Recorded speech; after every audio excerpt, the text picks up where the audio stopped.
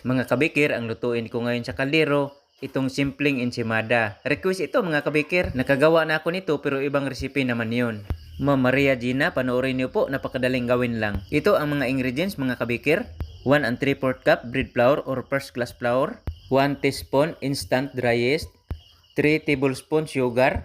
1/2 teaspoon salt. Isang pirasong igyok lang mga kabikir ha. 1/2 cup evap milk. Hinalo ko, tinutunaw ko yung sugar, pagkatapos nilagay ko ang kunting yellow food coloring, hinalo ko uli, pagkatapos nilagay ko ang 1/4 cup margarine. Pagkatapos, itinuloy ko na ang paghalo mga kabikir. 5 minutes ko itong mix mga kabikir. Mano-mano gamit ang kamay.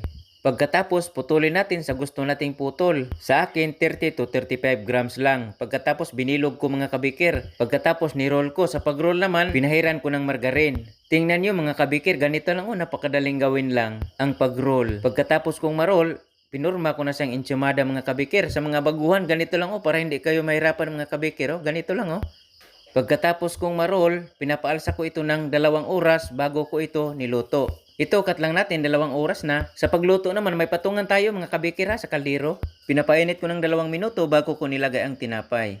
Naluto ito mga kabikir 15 minutos sa katamtamang apoy lang. Ito mga kabikir luto na. Pinapalamig ko muna bago ko pinahiran ng margarine at saka iginulong sa white sugar.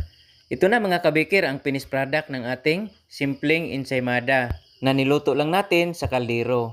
Mga kabikir, sana nagustuhan nyo ang recipe na isinare ko sa inyo ngayon, lalo na sa nag-request ang simpleng ensaymada na niluto natin sa kaldero. Mga kabikir, abangan nyo pang iba pa nating mga recipe. Napakarami pa nating mga recipe. Mga simpleng recipe na pwedeng magamit sa pangnegosyo. Pwede rin sa pangmerienda mga kabikir. Mga simpleng recipe ng tinapay na pwede nating lutuin sa kaldero, sa kawali at sa oven. Mga kabikir, maraming salamat at God bless sa ating lahat.